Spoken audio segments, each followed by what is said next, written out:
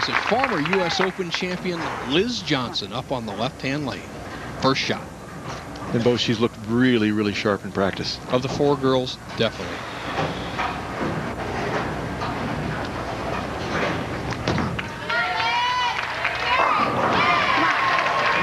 And nothing's changed right now.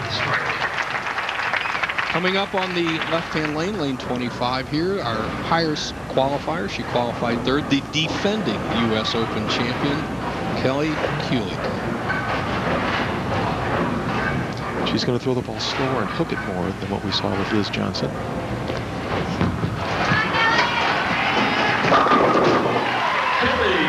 She gets out of the ball so clean, Bo. I mean, it's a beautiful thing to watch. Now Shannon, great style here. Oh, she turned it early. She knew it immediately. You could see it in her delivery. Well, Shannon is familiar with winning. She's age 25, just great, not only potential, she's already fulfilled that potential. She's the 2006 USBC Queens champion, which is the same as the men's championship. Now Missy Bellinder. Oh, right through the heart and paid the full price. First frame doesn't determine the match, Marshall, as you know. That's absolutely right. But boy, you don't want to give Kelly Kulick an opening when she's sitting down. But it's a long game. She leaves a 2-pin, and it's an open in the first frame as Liz Jonhnson sits back and probably says thank you. Can't miss spares in championship rounds and be successful very often. Now, Missy Bellinder. Wasted pin there, Marshall. You know, those lessons, they're very experienced players, and I know they're nervous, but you got to keep thinking, keep thinking. You can't give away pins. Let's see if Shannon Pluhowsky can come back. Open in the first, she's up in the second frame.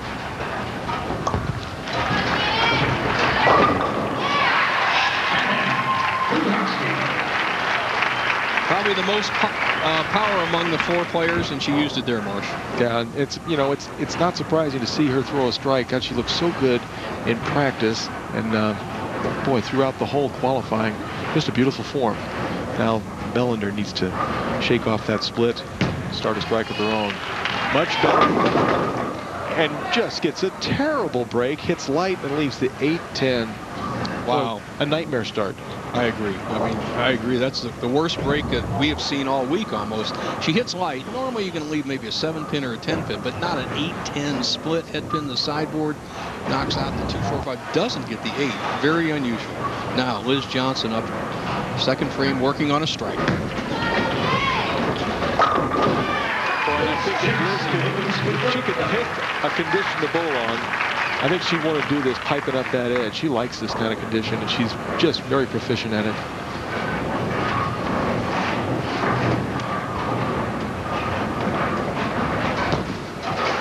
Open to maybe bounce it out. It doesn't happen. Marshall, you would not have been smiling if you started a game like that.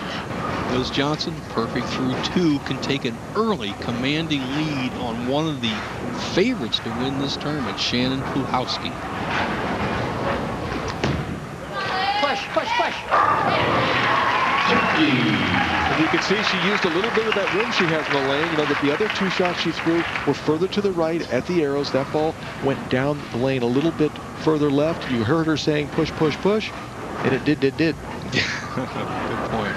See if Kulick can jump on the early mistakes by Bellinder. Very important, because she did struggle in practice. She'd like to get a big lead.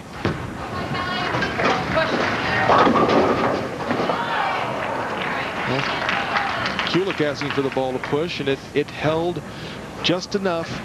Trips out the 4-pin and leaves the 9. We'll take another look at it. Right now, she's afraid that ball's going through the nose. She gets a friendly trip, almost goes over to the 9-pin, but she'll take it. Pluhowsky trying to double up. She did the same thing again on that lane. Just is not allowing her arm swing to do what she knows it can, and finding herself in a big hole early with Jonhnson wired in. Routine spare for Kelly. Probably the 9-pin is the easiest spare for a right-handed player.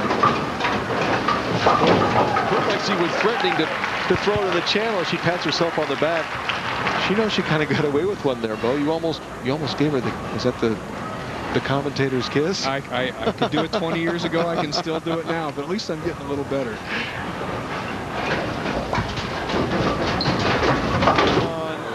Oh, we're seeing mistakes early. You made a both these matches. Good point with Pluhowsky. The longer and the stronger the swing, the harder it is to duplicate, Marshall. And you know, under pressure, you need that really the shorter or the slower arm speed, like Kelly is doing, to be able to control it and make that foul line adjustment. And that's one of the great assets of Kelly Kulick.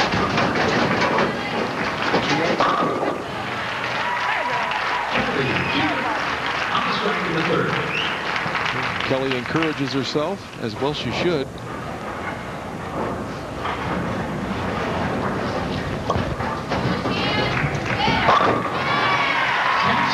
Pluhowsky would like to just stay on that line. Look at that speed, 21.1 miles per hour. She's got great ball speed. That's the CAT system. That's the computer-aided tracking system, and it gives us a lot of great information. I agree, Marshall. And follow-up point, it's hard to win at this level under 17 miles an hour. As Missy comes back with a harder straight shot. Well, the one thing going for Missy right now is that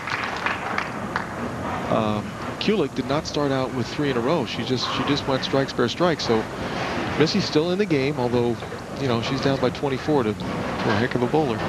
Liz Jonhnson perfect through 3 up in the 4th frame.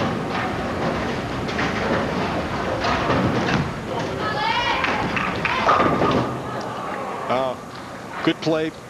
Ball went a little bit longer. 6-pin didn't get out of the flat gutter and knock out the 10, but you know, she's going to keep that ball in play. She is a very good control player. Now let's see if Missy Bellinder bounce back, get a double.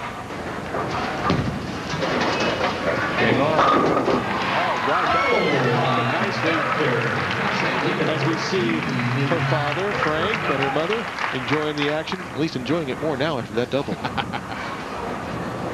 Liz Jonhnson cross lane from the 10-pin. Great ball speed. And you know, speed is so important, Marshall. And to keep the ball on line, it wanders if you're too slow. And that's the reason I say 17 to 19 is almost the ideal winning speed if you studied over the years of both men and women. It really makes no difference. The pins don't know your name.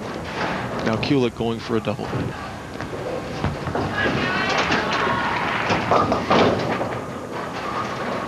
And that's that lack of ball speed, Marshall. It just does not set up, and she leaves an almost not an unbakeable split. She needs the 3, 6, 4, 10 coming right at you. If the ball's a little harder, it sets up, holds pocket. Now she's got a tough shot as Liz Jonhnson comes up on the left. Push a little. Solid 9. That was a good shot. She'll take it. You know, another thing with Kelly, not only was the speed lacking, but she turned the ball early, so it started going left way sooner than she would have liked. She can make this. Needs to slide the 3 over into the 4. Oh yeah!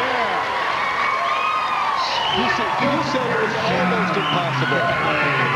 You were right. It's almost impossible. Let's take a look at this once again. Kulick going with the harder ball. She catches that 3-pin on the right, shoves it right into the 4 and a 7. Sensational shot. It keeps the momentum going for her. As we see Liz Jonhnson talking about momentum, she gets a spare in the 5th, and Pluhowsky needs to step up on that right-hand lane and get a double.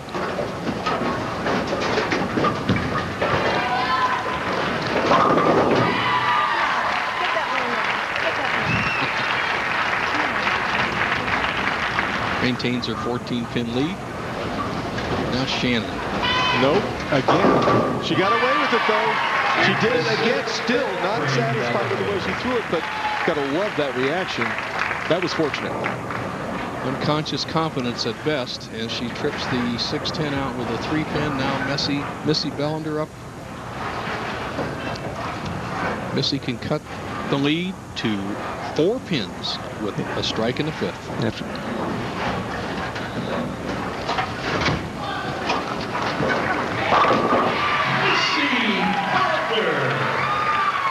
Great shot by Missy.